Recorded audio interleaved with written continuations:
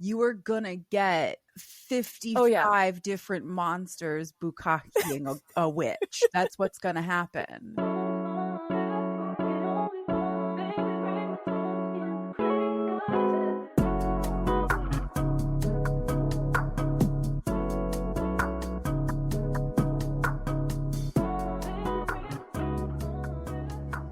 Hello and welcome to another episode of Cheap Smut. My name is Katie Mizell. My name is Carl Mizell. And this is the very special author profile with the one, the only Quing of Halloween themselves, Latrexa Nova. Hello, Latrexa. How are you? Hello, everybody. Good to be here. Thank you so much for deciding to join us. We knew that when we wanted to do the October author profile, which this is only our second October doing the podcast, but we call it Spooky Smuttober here at Smutco Industries. It is. And so we had to reach out to you to see if you would be kind enough to join us, and you were. We featured Monster Mash in last year's Spooky Smuttober, with special guest Erin Callahan, and she was not ready. I think we really should have probably not started her with that book. There's a reason I put that at the end of the 13 Kings. No, I am a big fan of diving in with both feet. You want to come on the show, you are gonna get 55 different monsters bukkaking a witch. That's what's gonna happen. That was one of the most exhausting stories I've ever written. You have to keep track of everything. I know, there's so many body parts and so much going on. Yeah. How did you keep track of it? Was there a very complicated system? No. Just hope for the best. I think is really how I go through a lot of this. Yes. I just imagine an ARC reader going, hey, so on page 15, there are 3 mummies and a Yeti? But then 3 pages later, there's only 2 mummies and another Yeti, but there's no, we don't understand. It's a little unclear. Yeah, I have a pretty strong imagination that holds most of it in. But in case it doesn't, I do read it again. And sometimes even then I miss it if I'm really pressed for a deadline, which I think I wrote all of those stories between September and October. So it's around 150,000 words that I wrote in 2 months. So why? Because if I didn't do it then, I wasn't ever going to do it. And I was like, I want to learn how to publish and to figure all of this out. And I want to do it in a way that is going to entertain me so much. And it did.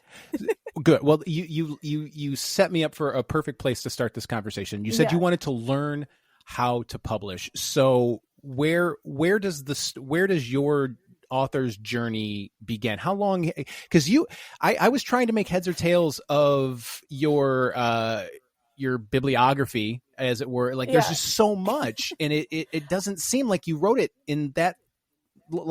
It seems like you did a lot in a very short amount of time. So where did your journey start as learning to publish in this space? So the very beginning is I kind of have to go back before publishing, but because I've wanted to be an author my whole life, but my understanding of TradPub was that it took too long for someone with ADHD as severe as mine. So I gave up on that, and I did other things. I did screenplays, I did stage plays, and I did audio plays, and I just wanted to write, and I was I just want people to hear my writing, and so I did every other kind of writing. And then I had this novel that I was working on since I was 13 that I had sent to a friend, part of the manuscript for alpha reading. And she read it one day when she was going through her own Google Docs of trying to figure out stuff that she could put out for publishing now that she had gotten into it a little bit more. And she read it and she's like, oh, hey, this is good. You're a good writer. You could make money off of this if you did the work and learned how to publish and everything. And so she kind of pointed me in the direction of the erotic authors subreddit, which is where I learned a lot of stuff. And then from there, I was I have trouble navigating this portion of Reddit. And then I found out there was a Discord offshoot of it that wasn't officially part of it. And I joined the Discord. And then I like fell off, didn't do anything for like a year. I did end up taking a novel writing class just to sort of like get myself going on things, because I actually do really well in like school structures. Having that guidance to get stuff done is really helpful for me. And so even though I was like, I don't know how, I didn't know how useful the class was going to be, it actually was like super useful. I learned a lot of stuff that like made me feel a lot more confident about eventually getting to publishing. And it was so funny though, the entire time he is getting people ready for TradPub, and here I was like seeing all this like inside info on how to do self-pub and everything from everyone on the Discord, and I was like, all right, well. So anyway, I eventually I originally started out thinking I was going to write historical romance, because it's kind of like it's the genre I read the most, to be honest. And then I was like, okay, wait, I have like the beginning. I had 25,000 words of a novel written for that. And people are like, no, you need to write short if you want to like learn how to cut your teeth in publishing. And you need to write erotica because it is the like fastest paced thing. So then I put aside the historical romance, and then I started working on this superhero, supervillain, vigilante thing that I thought was erotica, because I didn't understand the difference between erotica and romance, but it was just erotic romance. And everybody's like, this is not erotica. Nobody wants superhero erotica, which I contest at this point. I know better now, but like, so then I was like, okay, fine, I'll put that one aside too. What do you mean? And so, yeah. And at this point I had like gone through so many different options that I was like, okay, you know what? I'm just going to stop listening to people and just write to have published and to like make myself happy and to like get something out there. And so I challenged myself to write the 13 Kings. I was just really stuck on doing 13 short stories based on Halloween. And I was like, if I do it bi-weekly, then, or like, it could be either weekly or bi-weekly, but it had to be like once or twice a week. If I do this from September to October, then I can definitely make at least like $150 off of this, off the calculations that everybody else has given on this stuff. And so that was my goal with it. And I could have written like normal erotica and made a lot more money, but I don't know how to do that. So I had to go in via my weird little brain way. I am so glad that you did, because somebody has to write the erotica for me. Somebody has to. You were described. Who called you the Rube Goldberg machine of monster fucking? Was that a self awarded title? So my roommate, or my former roommate, my best friend, he was talking to one of his friends about what was it exactly that I had just written. It might have been Monster Mash. And it's this friend, he like doesn't talk, well, it's like one of his oldest friends. And then he was like explaining everything to them. And I was like giving him like little extra bits of like how everything happened while he's on the phone with them. And then he just repeats back that they're like, yeah, so you're basically like the Rube Goldberg machine of monster fucking. And I was like, cool, that's my tagline forever now. Because it's such a like perfect descriptor. Yeah.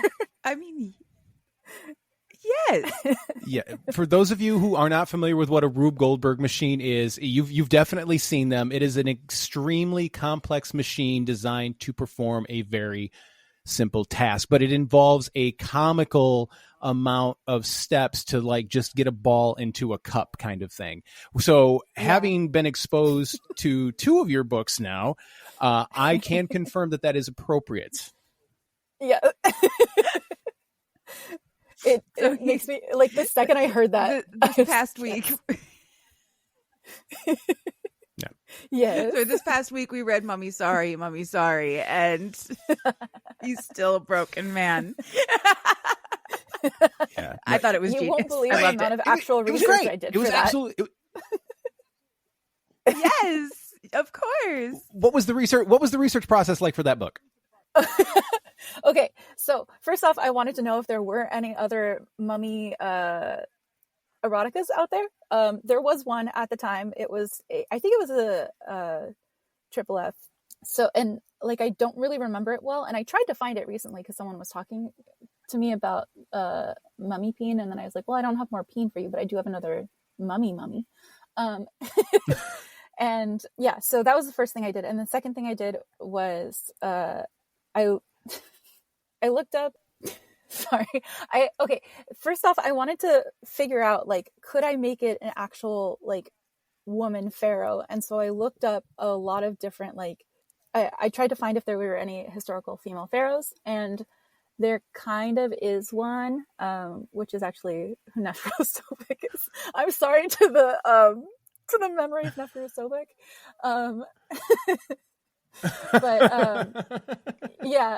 So I did that, and then I also I looked up the mummification process to try and figure out like what a mummy would taste like, which isn't the weirdest thing, I promise, because people actually used to eat pieces of mummy like for medicinal purposes. I was gonna say that. Yeah. They used to like grind it up into powders and stuff, and so like nowadays when you're like, these idiots and they're like bitter raspberry leaf, well, like idiots 200 years ago were literally eating people, so yep. Yeah, so maybe leave them alone with their ashwagandha.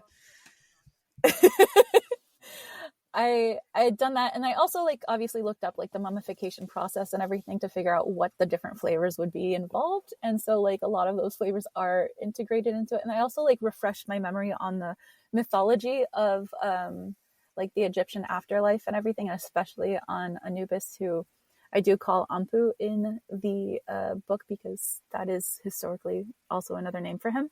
So there's an absurd amount of history in my mummy smut.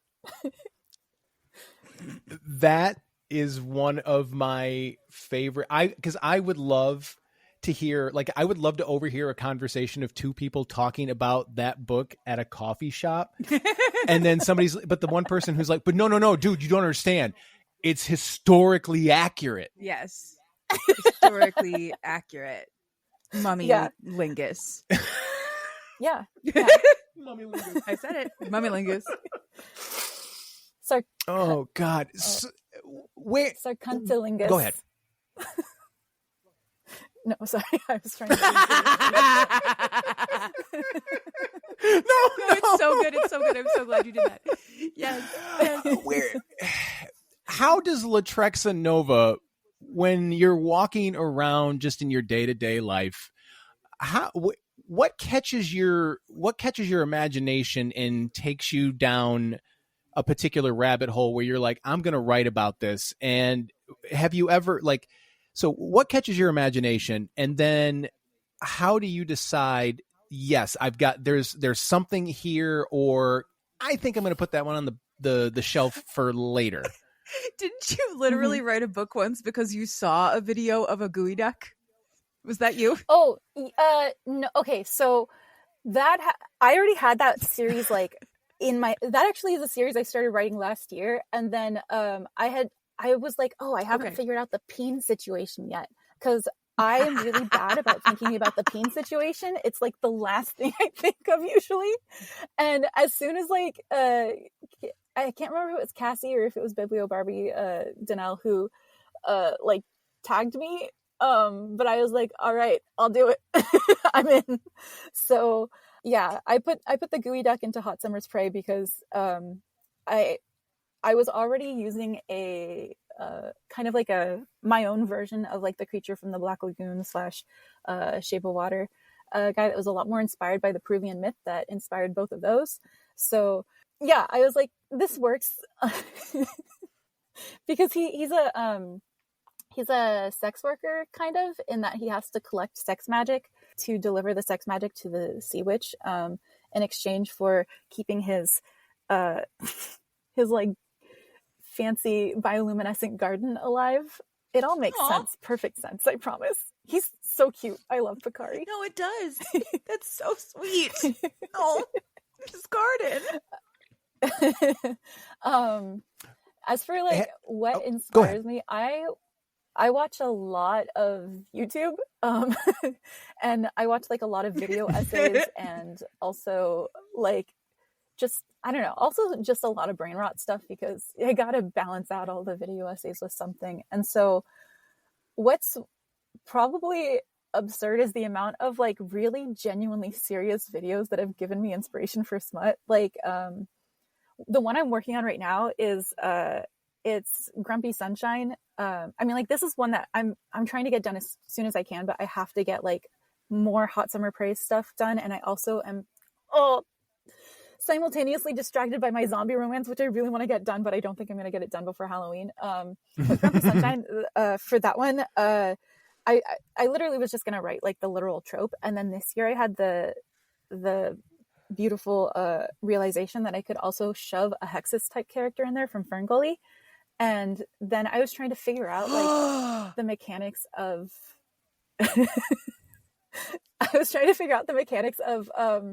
you know, toxic sludge and making that sexy, but also like, how do I make this into like the greater story and everything? Because the original idea for it was going to be like, it was about climate change. And then I was like, you know what? Putting in this like Hexus type character still makes sense in this the grand scheme. And then I was like, okay, but then I need a villain because I could make it the Hexus character, but like there needs to be like a bigger villain. And so then I was like, okay, it's got to be like an Elon Musk thing. And I know so much about like the depraved shit that billionaires do, and also like I'm really delighted by some really absurd things like AI is awful and it's destroying the world because it's like ruining the climate. But what's really funny about that is like on Facebook, there's this whole group of bots that are churning out nonstop like AI Jesus content, but it's usually like Jesus who is also an amputee or like some sort of like sad thing paired with Jesus, because that's what people get that's the best way to engagement bait is Jesus and sad things. And so you could look this up. The AI stuff that it churns out is so funny and absolutely unhinged. And there's just like mountains of this stuff out there. So then I was like, okay, but what if I make like the like the Elon Musk characters like little like henchmen AI Jesus, but then AI Jesus takes over and it becomes this, you know, the end of Jurassic Park where the T-Rex and the Velociraptor are fighting. Basically that with Elon Musk and the AI Jesus. And there you go. That is how my brain works. That's the whole process for writing. Oh my God.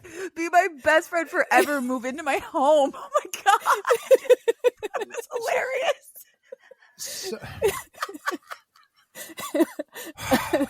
Wow. Broken Carl. No, that's a compliment, because here's the thing about AI. On the one hand, nothing you said is incorrect. You are 100% correct. On the other hand, if we didn't have AI, you wouldn't have said what you just said. Oh yeah, no, I like to make the best of her fourth dimensional things, paradox shit. Yeah, and I won't even get into how I'm starting to put in like a whole veganism thing into my like zombie romance, because I watched a horrendous documentary and now I just like, oh man, it's absurd how much of that is going to make it into the zombie romance. Yeah. The world's fucked up and weird, and we just have I'm right there. Weird shit to. Yes. I was recently. I'm a big fan of Architectural Digest videos on YouTube, and I was recently watching one a couple months ago, and I was like, oh my God, sentient brutalist architecture. Oh yeah, he hasn't stopped thinking about it. Oh God, with a lot of primal play, probably with the brutalism. See, that's why I wanted to throw that to you, because I'm never going to get around to it. I'm not motivated enough to do that. But if in like, go ahead. I was going to say, as far as like sentient object romances, except for Grumpy Sunshine, the next one I write has to be my Mortar and Pestle romance. It's two gladiators get that get trapped in a mortar and pestle, and they were in an eternal, like they were constantly thrown into the Colosseum with each other and like had to fight it out to the point where like they accidentally kind of fell in love during all of this, and one of them dies in the middle of the fight, and so the other one is like, but this was like right after he confessed his love, and so he's like, wait, but wait, you just said I love you and now you're dead. And so he drags him to Pompeii because he hears that there's like a witch there or something that can like bring people back to life or whatever. And then the volcano happens, and that's how they get trapped in the mortar and pestle. Oh, because they get the stone gets used to make the yeah. That's Could somebody explain what that means? Could somebody explain what means? Mortal and pestle. Oh, mortar and pestle. I have one up in the cupboard. It's the bowl and the thing. Yeah, no, but I mean in terms of smut. The grindy things. Pounding. Oh, okay. That's okay. Okay. I feel like the mortar and pestle is so obviously like sexual. Yeah. No. That's so very to me anyway. Yes. But I still am new enough in this space that I feel like I have to clarify what that means. Yeah. Well, I will eventually clarify the full use of it, I guess, once I get to it. There's a lot of oil involved too. Yeah. Well, I mean, olive oil. Obviously. Mortar and pestle is traditionally how you make a tomb. Yeah, a lot of oil and garlic. A lot of no. I like I said, I thought that's what you meant, but I just wanted to make sure that it wasn't a name for a specific type of trope. That I just no. That would be really funny. Mortar and pestle trope. That is really funny. Yeah, I just wanted to make sure. We're gonna make it a thing now. Thank you. We're gonna get people talking about the mortar and pestle trope. Yeah. Hell yes. Invented by Latrexa Nova. God, I hope so. Have you ever sat down and just started like really going to town on the typewriter or the computer or whatever your typewriter? Who the fuck am I? Me when I was 46, not 86. Oh, there you go. Okay, good. We'll come back to that. Have you ever? How far have you gotten into a project before you DNF'd it and just said, I don't think this is right now. I'll come back to this, or I don't think this is something that's worth finishing. Have you ever done that? I don't think that there's anything I write that I don't think is worth finishing. I'm very much a pantser, and so I'm like, I'll figure it out along the way. And every time that I run into a roadblock, I've had stuff I put aside. Like I have a serial killer romance that I don't know if I'll ever get back to it, because I mean, like, okay, so the whole like pitch to myself on it was a serial killer, like a Thanksgiving serial killer romance, wherein the serial killer wears one of those really absurd turkey masks. And I couldn't decide if I wanted it to look like a turkey or if I wanted it to look like the turkey that you cook, like a turkey head versus the whole turkey plucked body. Yeah. I think I did eventually decide on the plucked body mask because it looks absurd. And then I got into that one and I wrote a lot of it, and then I wanted to do a little bit more with it. And then I was also like, oh, it's also not paranormal. I could make it paranormal, but I don't want to. But that one did get shelved, and is possibly shelved for like another year or two. I made a really badass cover for it though. So I guess I don't ever like fully give up on ideas. I just put them away because I'm really bad at saying no to ideas. As you might be able to tell. I love that. I love that attitude. I think it's a really good approach. Yeah, it certainly is. It's the approach that we take to the entire show. Just saying yes. Just say yes. Just go with it. Yeah. Go with it. So you had a typewriter when you were a kid. So did you start out, how young did you start out, like actually attempting and saying, this is something I want to do. I want to write. Like every time we had a creative writing project in school, I went like full force with it. I remember in elementary school, we had to do like we were learning about like Native American tribes and stuff like that. And then we had to come up with our own creation story. And I was pretty proud of that. At some point, I remember us having to do like a story about a bug that we made up. And like, we were learning about entomology and stuff like that, and also went hard on that. My parents put me in everything. I grew up rich, which was very nice to have grown up rich. RIP to not being rich anymore. But it was nice when it was easier to be rich. But yeah, I got put into a lot of different camps, and every sport and all this stuff. So I had like a lot of opportunities when I was younger. I went to, I think the first creative writing thing specifically I went to was when I was 8. I wrote I was a really big fan of the Stinky Cheese Man and other fairy tales. I don't know if you guys have heard of it. Yes. Okay, good. I was like, I have. It was my sister's favorite.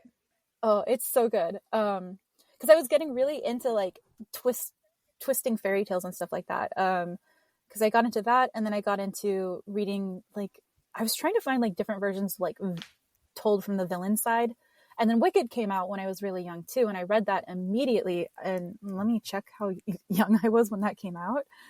So like writing's been like a thing my whole life. And then I also had not just like the privilege of like having been sent to all these places. I went to a high school that was a magnet program for the performing arts. And I originally was maybe trying to get into the acting program or into the music program, or this is my problem. I'm into everything. But then I was like, okay, but in how many situations am I going to have access to like being in a playwriting and directing program and being able to put on my own plays and things like that? So I was in the playwriting and directing program for 4 years. And then I actually won Playwright of the Year one year, which was awesome. All my life, I think my writing has either been extremely serious or absolutely absurd. And then I think I won for some really absurd stuff when I was in that. And then my best friend in high school was really into film. And then I kind of like latched onto her and followed her dreams for a while. And at that time I was wanting to be both a screenwriter and a cinematographer and maybe a director. So I went into that for a little bit, and that was like, film was such a huge focus of my life. And then in 2009, I met this woman who was doing like audio dramas and stuff like that. And I was like, people still do old timey radio plays. That's the coolest thing I've ever heard. I want to be doing that. So then I started auditioning for stuff for voice acting with that. And then I was like, wait, I could tell my own stories this way. I know how to edit because I do film. And it was just like a little bit different to learn how to do sound editing. I was doing all of my editing in GarageBand though, which was really, I got through it. And then at some point I did upgrade to using Audition, but I used GarageBand for I think like 5 years. And then, I got more into theater in my like mid-20s. Again, and I started like writing for plays again. So I just kept going back and forth between the audios, the stage, and then sometimes would write like, more novel like things. But yeah, it wasn't until my friend was like, hey, you can actually make money, that I was like, yes, please, it's all I've ever wanted. So yeah. No, I think it's fascinating. I share a little bit of that DNA, and that I wanted to do all kinds of things. I went to a 1 year like trade school type film school 20 years ago. Mm-hmm. Both Katie and I met doing theater. We both have our degrees in theater. I play music. I do all kinds of stuff. But do you think that how do you think all of those experiences have helped you? And it might be kind of a broad question, but if you can pick out a couple examples of how like all the bouncing around from all those different experiences have helped you now that you focused on writing, do you find that those experiences were valuable now, and that you've been able to parlay those into what you do now? I think every single experience I've had in my life is valuable for my writing. A lot of my experiences do make it into my writing, even outside of like my writing experiences, my life experiences make it in there in some really absurd ways, of course. But so when you're writing for plays, there's a huge focus on character interaction and dialogue and things like that. And the same thing is kind of true of audio dramas, but with audio dramas, you have to sort of think in this tangential way where you know that there is sound happening and there is space happening that you have to create entirely. Because so like with a play, you don't have to create the space so much. Like you can, but like put some actors in a black box and they can make things happen, right? They can make magic happen. But with audio dramas, I was really into making like super full soundscapes. And this is actually, I'm working on an audiobook for the 13 Kinks where it is incredibly immersive. And I will send you guys a clip of it and you'll understand what I mean by incredibly immersive. Please but do. Yeah, yes. It's not done yet. But I hired like a legitimate erotic audio actor for this.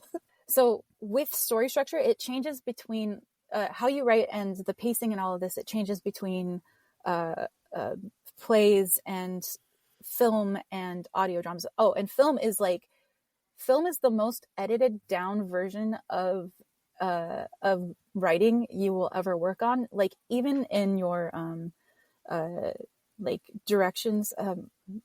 Sorry, I'm too many things are in my head, so I can't even remember what it is specifically in film. But my brain is just going stage directions. In the descriptions, you are encouraged to keep them as concise as possible, like not even full sentences a lot of the time. And it's all just supposed to sort of like give to this bigger world that is then up to the director to like interpret and stuff off of your words. So when it comes to like writing with prose, with like novels and novellas and shorts, what that helped me do is the screenwriting helped me cut down to the absolute bare minimum necessary, which is why it's really easy for me to write shorts. The audio dramas, I think, got me thinking about like the sounds in the worlds around you and things like that, because I think before I used to not be a very sensory thinking. I wouldn't really think of like the sensory things in a story.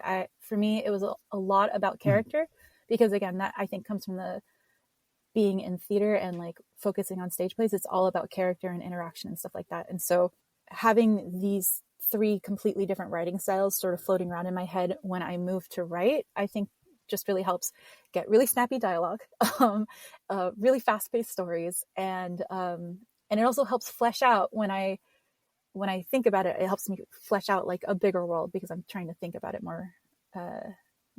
more sensory as opposed to more like show, I guess. Yeah. 100%. I love that answer so much. Thank you so much for that. So completely unrelated. Yeah. You said you got an erotic audio performer. Yes. Can you say who that is? Yeah, his name is this guy Eli. He's on Quinn and in Oh my god, you got this guy audio. Eli? Yeah.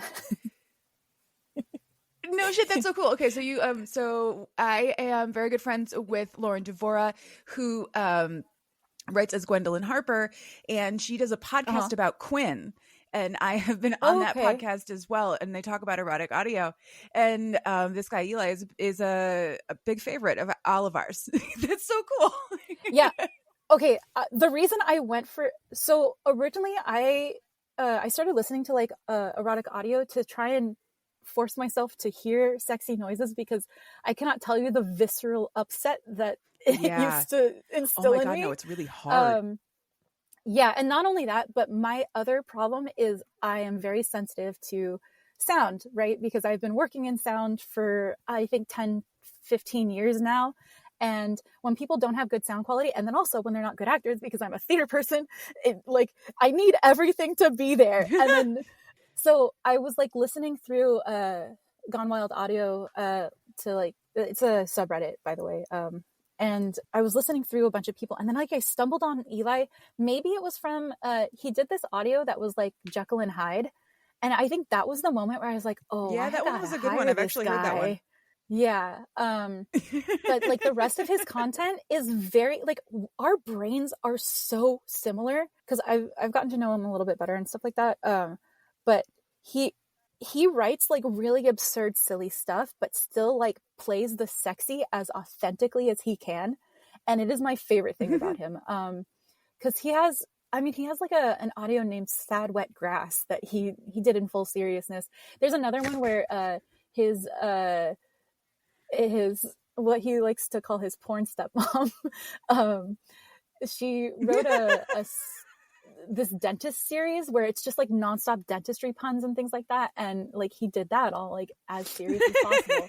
A few months ago he did an audio on Patreon that was like was he a slug, like not a magic slug or something, like, but he just the last audio that he posted was it was the monster under your bed, but the monster under your bed has like object permanence problems. Thinks every time you're under the blanket that you disappear. And so he thinks that he's just talking to your legs. If you I strongly recommend that people get Eli's Patreon, because he posts on there bi-monthly now, and it's so worth it. It's so like, some of it's very serious, very sweet, very cute, or like very hot, but when he gets to be silly, it's so fun. That's adorable. Oh my God, I love that. I don't have any. I'm not familiar with this side of smut, so I'm just happy to be here. Oh, yeah.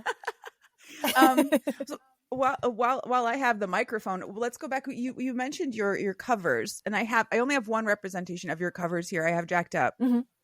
And I know you did this one because I watched the video time lapse of you doing this one. So you do all your own covers. Yes. At what point in your process do you like to do your covers?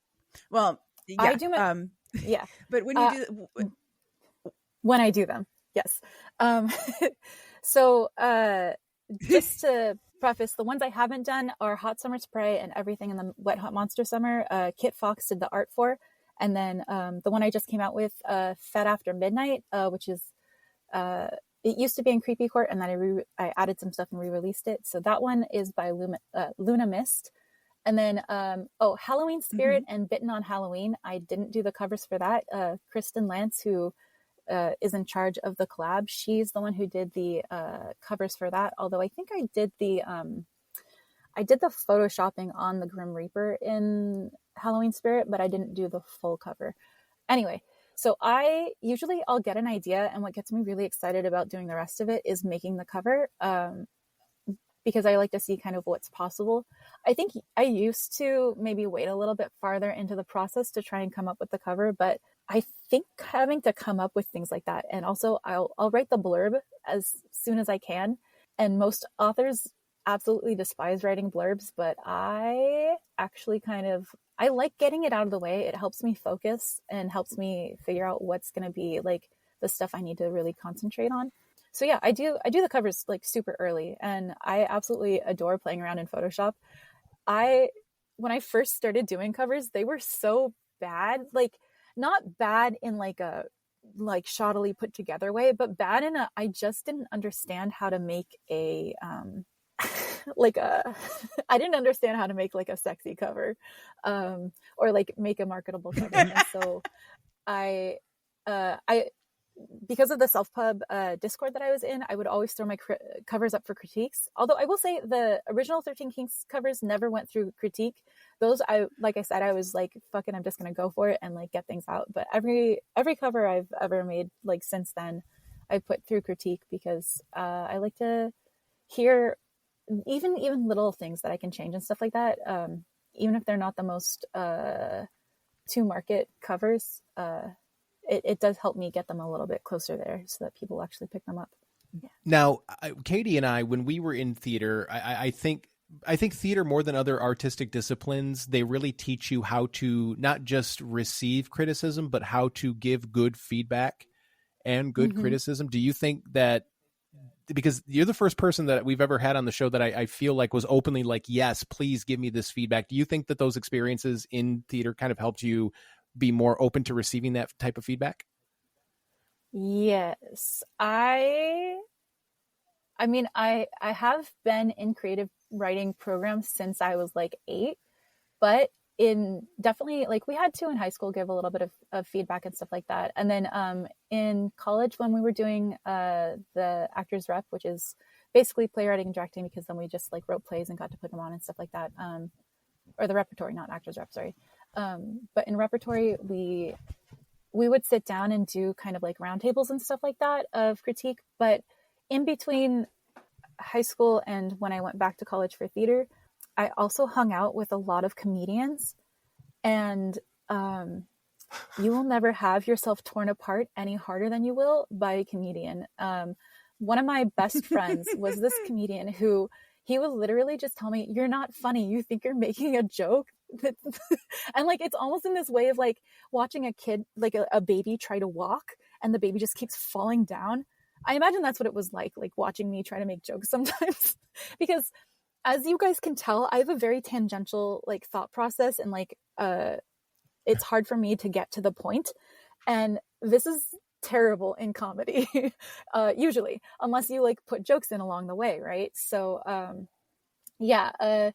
think more than anything, like hanging out with comedians is the thing that really like toughened me up more than anything else. But I do think that like the collaborative process of theater, and then also, I mean, like the novel writing class that I was in was amazing for criticism, because you had to read everybody's like 10 pages or whatever, and then like say your thoughts and stuff like that. And the teacher was so intense about like really making us give good feedback. And he would mock you if you did not give good feedback. So damn. Yeah. I think Bill was like that to a certain degree at U of M. A little bit. Yeah, a little bit. I love that you said that about comedians. I dabbled in comedy for a couple of years. You're 100% accurate. A lot of comedians will do that. They will attack you, but then if you dare try to like wear shorts on stage, they'll tell you that you're like violating some sacred comedian's code. Yeah. We're the guardians of speech, but don't say whatever you want while wearing fucking shorts. You said something earlier that I really love to ask when we have authors on the show. You were on a Discord. You reached out to various subreddits, and I'm always fascinated to hear authors' thoughts on reaching out to a community for such a solitary art form. Do you find the benefit in being able to have that connection with other authors, even though when you're writing, it's just you? I absolutely do not think I would still be doing this without a community. I am a people pleaser. And so having like genuine like feedback and like interaction with people really helps me like stay focused and stay to things. I usually, in every other sort of like art form that I've taken part of, I have like someone else there sort of like that I can keep up with that helps push me along. But self-pub is really hard because it is so incredibly lonely, like as far as like you're in your head all the time and all this, and you can reach out to people for critique and stuff like that. But I think something that helped me is because of this server that I joined was incredibly professional, and like we are here to make money. They all made it a big point of like, do not expect other people to read your books. Do not expect other people to do this and that. Like if you want to use people's time, you have to figure out how you can use their time efficiently to get the critique that you want. So it like in that server, we never focused on the prose, right? And there are a lot of really great servers for prose, but I also think that it gets really difficult reaching out to people for like alpha and beta reading if they are also authors, because they're in their heads, they're busy, you know, they get distracted, or maybe they just like they said yes because they wanted to and then just like didn't have the intent to follow through. And I think just knowing that going in and having that set, like that boundary set, was really helpful for me, not feeling upset about it like ever happening. Because I remember when I wrote Love the Sin, Hate the Sinner, it was the first time I actually actively sought like beta readers, and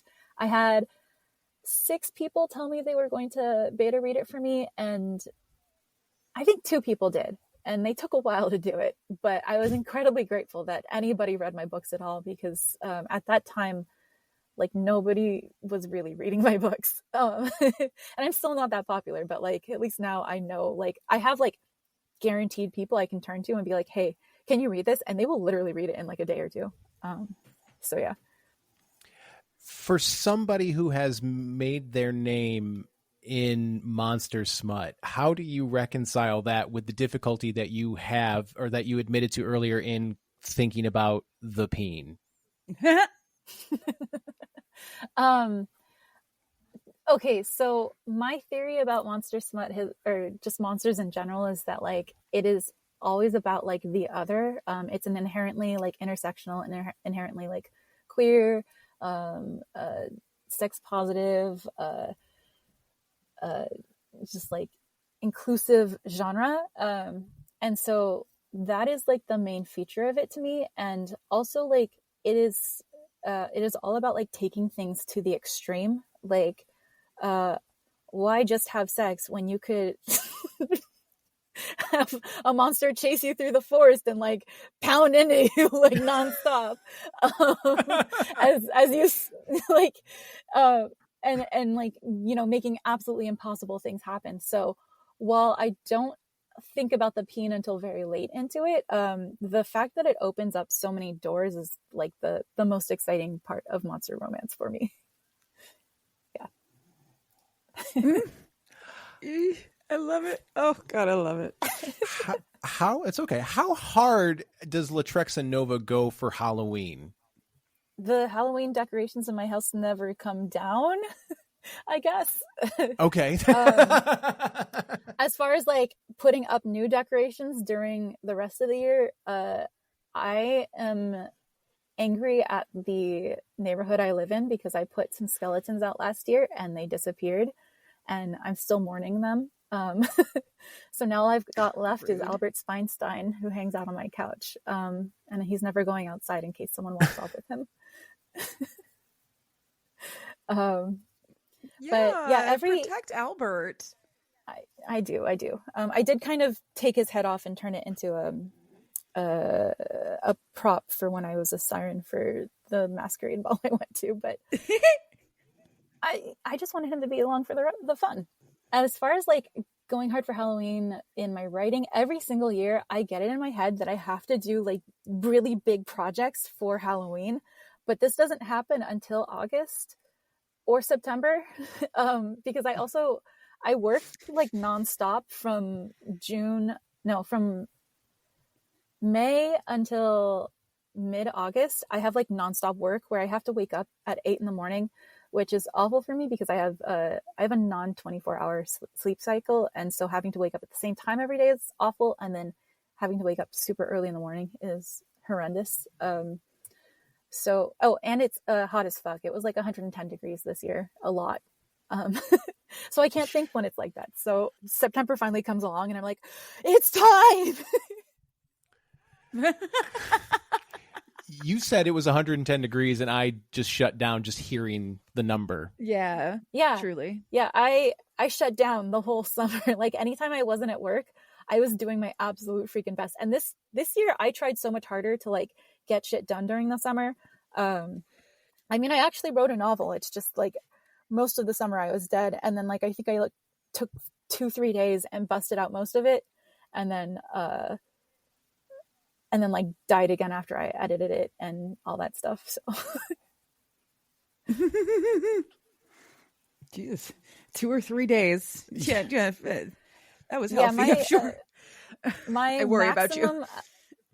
I think my max amount I've written in a day is 25,000 words, somewhere between 20,000 and 25,000. And I've done it more than once. I don't even think 25,000 words in a day. It's okay though, because most of the time I'm just dead, not working, like overwhelmed by executive dysfunction or depression, you know? So when it comes out, it really wants to come out. Good old ADHD. You are speaking our collective. You are speaking our collective language. My God, I'm very excited. We are, you and the three of us, we're all going to be in Baltimore at Monster Erotica Con. Oh, yeah, next year. Yes. It's very exciting. Are you excited for the opportunity for? And we've had Cassie on the show as well. We're thrilled to be a part of this. Are you excited that there's something in the space now that is dedicated 100% to monster smut? Yeah, I mean, like, Cassie is like one of my actual best friends at this point, and so I was like super excited when she was like coming up with the idea of it and everything. And at the time there was another con that was preceding hers that wasn't as well advertised, but also kind of fell through because the event runner dropped the ball. But anyways, so Cassie is like the first one that was sort of coming out, and then like after Cassie did that, it seems like other people were like, oh yeah, we should have a monster romance con too. So there's one happening in Europe, and then there's also Emma Elizabeth is running Strange Love Indie in Indianapolis. So I'm super excited. Like I'm beyond excited for Monsterotica also because Cassie is an actual event planner. Like this was a thing she got paid for.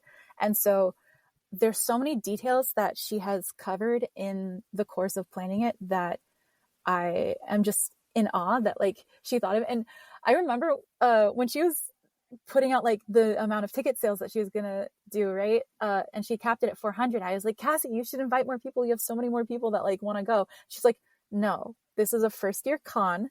I want to make sure that everyone is safe and happy, and we're going to do this right. And I'm capping it at 400 because it's a first year con. And if this is successful after that, maybe we'll expand it. But this is a first year con. And then watching all of the conventions that have had serious issues from from having too many ticket holders has been like, Cassie, yep, I'm so glad you're a professional and you made the right choice.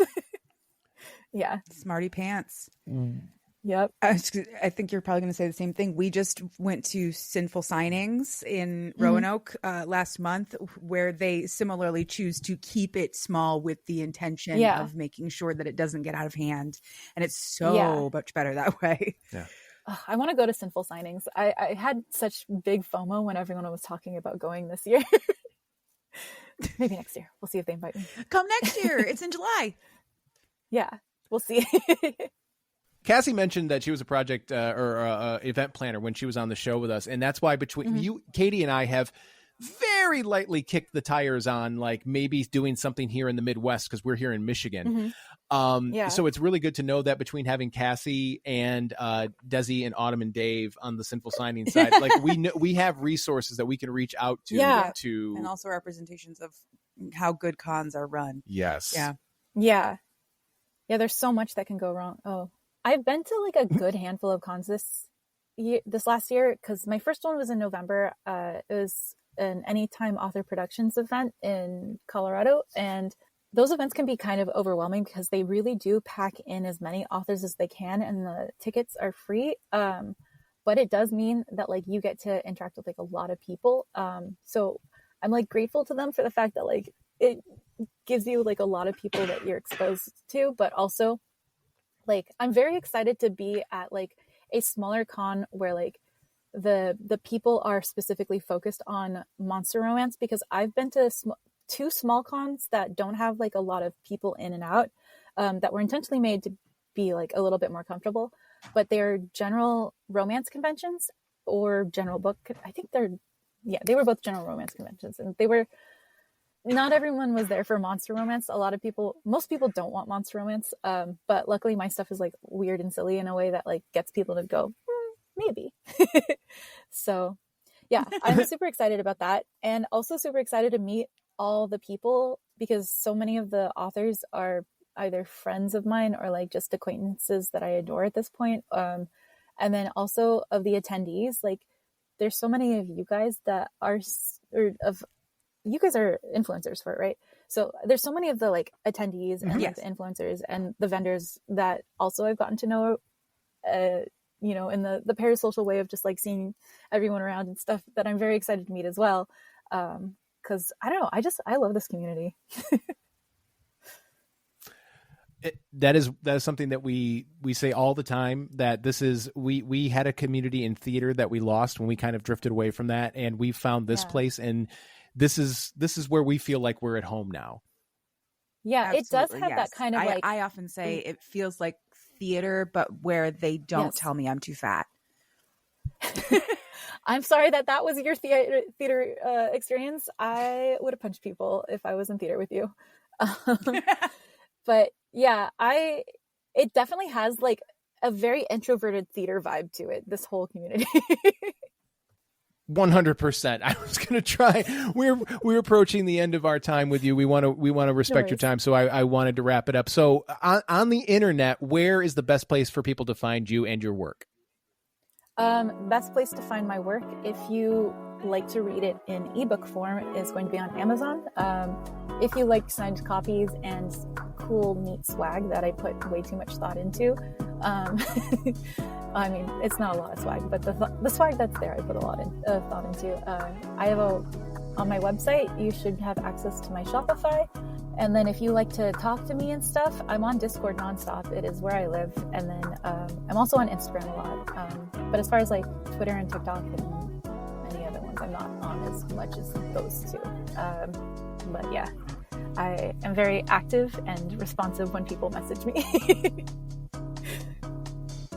Well, yeah. Latrexa, thank you so much for that. And thank you so much for your time today. We really, really appreciate it. Latrexa Nova, thank you and have a wonderful evening. Katie, would you have any parting words for our guests? I bow before the Quing of Halloween. And I love you, and I'm so glad that I got to talk to you. Thank you. I am as well. This has been a blast.